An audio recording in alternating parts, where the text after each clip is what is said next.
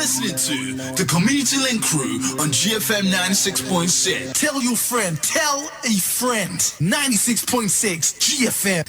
Monique, welcome to GFM 96.6. You're a returner. I know. You? I haven't been on for a while, though. I know. We should give you a badge. Give you all a break. We should give you a little badge because you're a regular returner. Well, I need to keep the community updated on the news. Okay, yeah. It's available. So, Monique, let's very, very, very quickly, just a roundup of what it is again that you do. Okay, I'm a community area coordinator working on the project Gloucester Works for an organisation called Gloucestershire First, and I support people who want to get back into work through funding training, giving them general careers advice, helping them with CVs, basically helping people step back in the right direction to get back into work. Okay, and you're funded. You've been doing that job a couple of years at least now, hasn't it? I've been doing it. It feels like forever, magic. I started on September the 10th, 2009. Oh yeah, so it is coming up. Oh, it seems longer than that, but you've obviously spoken to a hell of a lot of people during that period of time. Yeah, loads. I think we're coming up to probably close to about 4,000 clients, maybe. Really? I've probably seen a good proportion of those at least. Easily speak to 100 people a week, easily, and probably see paperwork to about 20 to 30 a week, maybe more. Okay. It's quite tiring. But so in terms of the sorts of people that are approaching you currently for help, because we know we're in the facing the redundancy. Yeah, spending review, which equals job cuts, which equals redundancies, which equals, well, people, looking for work currently. So are you finding that your workload is increasing? My workload's always been really high, but it's getting to like levels of, we're working quite closely with another organisation at the moment because we've got such high volumes of people coming in. It's not, unrealistic of us to get 90 referrals in a day to put through the system into appointments, and we like to see people within a week of them ringing up. So the work, the calls, the volume of calls have really increased, especially in the last couple of months, due to a lot of people being made redundant, changes in benefits, so a lot of mothers having to go back to work, because I think if the child gets to 7, you have to go back to work now. That way. And it's just, it's very busy, to be honest with you. And a lot of people over 50 I'm working with now as well. Right, okay. Who've been in jobs for quite a long time and been made redundant. So for them, they haven't done a CV before because they never had to. When they went to the job centre, you sort of went there, I want that job. You went for the interview, started the job. There wasn't the CV and key skills and all of this stuff. It just wasn't around then. I hate CVs. I can't say how I feel about them. Okay, you keep that with yourself. Well, I can, though. I can't bear them. I suppose it is one way of selling yourself, and I suppose with application forms, it's not as easy to sell yourself. No. But the CV... I think a combination of both. With the CVs, if you do it correctly the first time, it will be your format for life. So you need to have one with everything on that you've ever done, and then cut and paste it into one that you use to apply for different roles. So that your CV should be different for every job you go for, unless you're going for the same job, literally the same. But we work quite in close contact with someone called Omega who deliver training on our behalf for CV workshops, and then we look at CVs as well. Sure. But you have to make sure it's on point at the moment because there's so much competition out there for jobs, so you have to make sure you've got everything on there that you need. So what about the likes of me, currently employed, but I haven't done a CV in my entire life? That's why I can't stand them. It wouldn't take you that long. It's the fear of having to go and do one. So would you support somebody like me, or would you prefer to see people anybody who wants help, anybody who lives in Gloucestershire? I mean, we're not, depending on where you live, will depend whether you are eligible for funding, because one of our funding pots has finished now because that was a set period of time. But in terms of general advice, we can help anybody that lives in Gloucestershire, anybody that lives anywhere, to be honest, obviously predominantly Gloucestershire. But I've got some clients, who live in Wales. And come across. Yeah, and they come... Because they want to work in Gloucester. Because they work in Gloucester, but they live in Wales, and they want to upskill, because I think that if you upskill people in the current workforce, then they'll be better at their jobs, get promotions, then they can spend more money, and the whole cycle. The whole regeneration. Regeneration within the workplace. So it's about upskilling people to be more efficient, and, Okay. So upskilling. Give us for those who are not clear what upskilling is, give us a quick outline of what upskilling is, and two, how your organisation supports people to upskill. Okay, say you've got somebody who's done administration as a job for, say, 15 years, but they've never ever done any qualifications related to that job, even though they know what they're doing. So upskilling would be putting them on some qualifications that are specific to administration to go with their experience. So on paper, they've not only got the experience, but they've actually got the specific qualifications to go with it. For example, myself, I'm a careers advisor. I shouldn't say careers advisor, an information advisor. And I've been doing this job for ages in voluntary and pay capacity. But if I didn't have the qualifications in advice and guidance, it sets the benchmark. It's a national standard for everyone to get. So it just makes you better. It makes you look at things differently when you're actually qualified to do that job as well. So upskilling is just using the skills that you've already got and getting some training in that to, make better. I don't know really how to explain it other than that, really. Careers advice, do you do some of that? I remember when I was at school, and the careers advisor, I'll tell you what, I ended up with, hardly any careers advice. And looking back, it was seriously disappointing that I didn't get any adequate careers advice. I know many people of my age will say the same thing. Yeah. What careers advice is on offer for people if they approach your organisation? What we do is we look at where the person's at and where they want to be. So any advice that we give would be realistic to the person. For example, if you've been working in a factory, say, for 25 years and you want to change careers, then we look at what skills you've already got and what skills are transferable to the role that you want to do, and then maybe look at some training that's specific to get you into that job. So for example, somebody who's a factory worker, he wants to go into, say, catering. So, you've got to be organised to work in factory, you've got to be timekeeping, you've got to pay attention to detail, but they might not have a food hygiene certificate. So what we would do, think, you can do a food hygiene certificate, maybe do a bit of voluntary work to get you some skills within that profession, and then start applying for jobs, because at the moment you do need a bit of experience and some specific qualifications to get roles if you want to go from one profession to another. Okay. So we can give people general careers advice and do tools. We've got contract next step. So there's a website that people can look at where there's every single job you can imagine on there, and it gives you all the details of what qualifications you need to do that job, what skills you need, the path into that role. So it just depends where you are and where you want to get to. So all our advisors would take that into account, give you some general advice like getting your CV done, and maybe doing some basic qualifications if you've got none at all. So doing some fast, sharp, quick things like health and safety, food hygiene, manual handling, stuff to get you back in the classroom again, first day, stuff like that. And then maybe look at, after that, long-term type jobs and what you need for those. Are there many people who are coming to you for support who have actually not got any qualifications? Yeah, none at all. And many people doing that? Quite a few, yeah. We've actually worked with a lot of people who their first qualifications come from and through us. Okay. So, and have those people been able to go on and get employment? Yeah.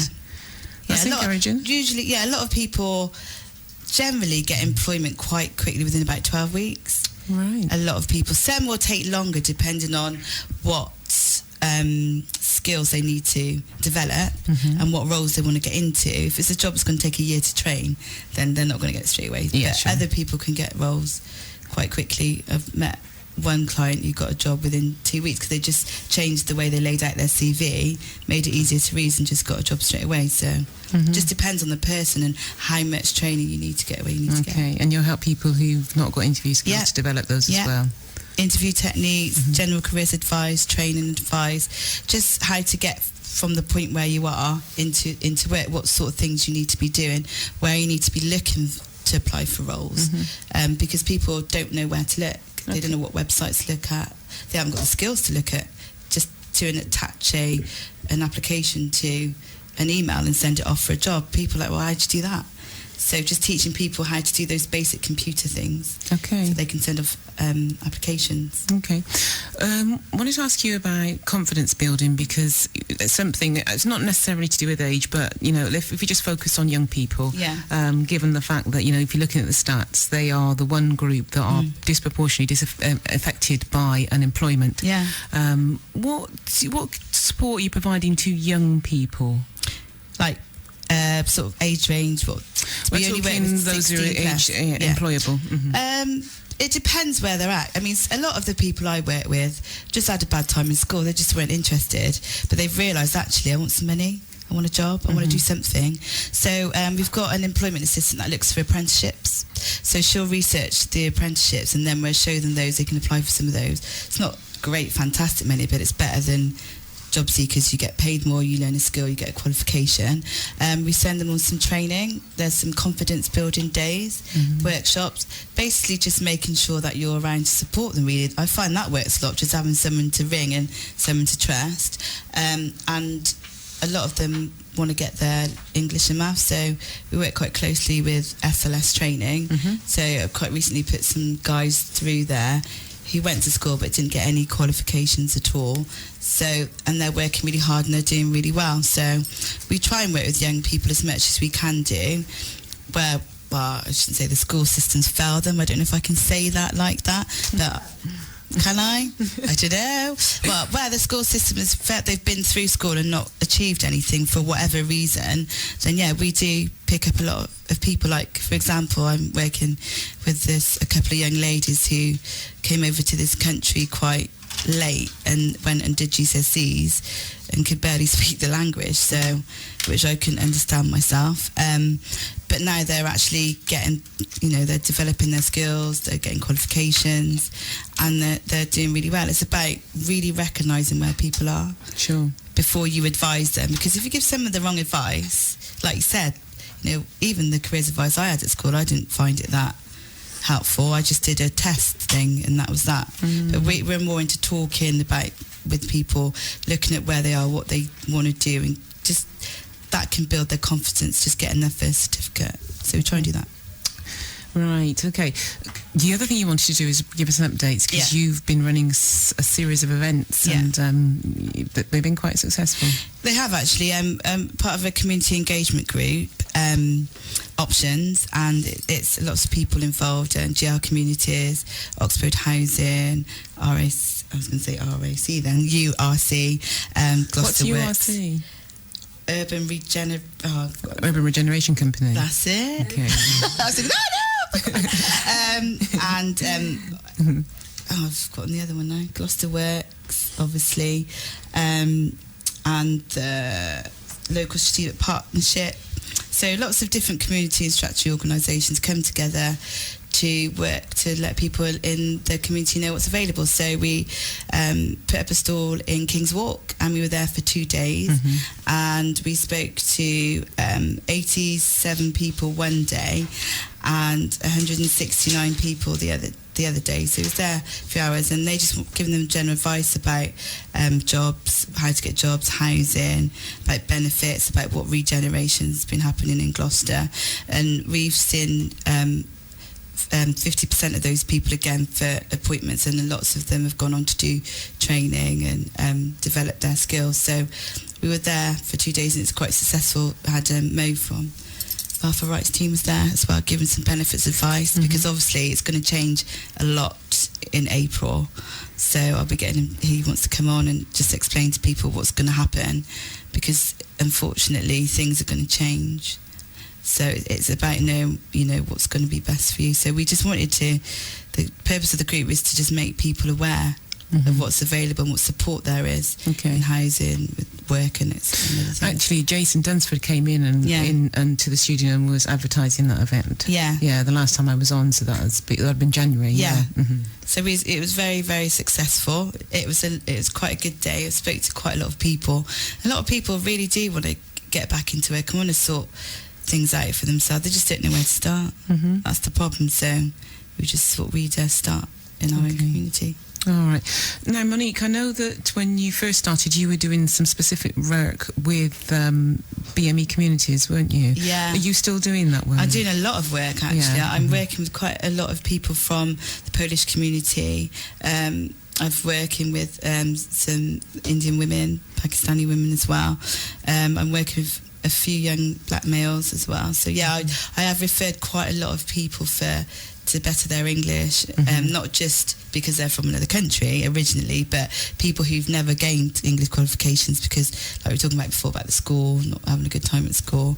So yeah, I'm still doing that work. I probably put, I would say, 50 or 60 people through in the last 2 months for training who are from specific groups. Okay. So, and what's the employability rate for those people from BME communities who you've put through the training programs? I couldn't give you those figures off the top of my head. I would say probably about 50% so far have gone into work, which is quite good considering, because some have got some needs and it's just, it wouldn't be appropriate for them to work. For the jobs they want to get, I've advised them to wait and develop skills first and then go for something that you really want to do, rather than going for something that is not necessarily your career aspirations.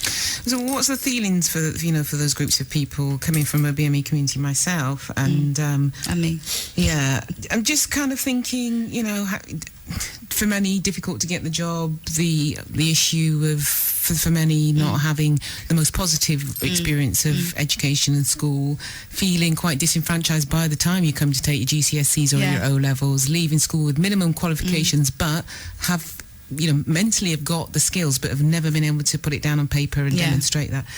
Once you get some of these people through the door, is there a feeling of some sort of self-worth? Because that low self-esteem can prevent you from going for the work, can't it? In tears, people who are so disengaged from what's going on, and I felt really bad because my school experience was okay. It wasn't fabulous, but I've been quite fortunate that I've had a lot of support from family, friends, and obviously with the church and stuff. So I'm quite lucky that I'm blessed with that, and a lot of people don't have that support.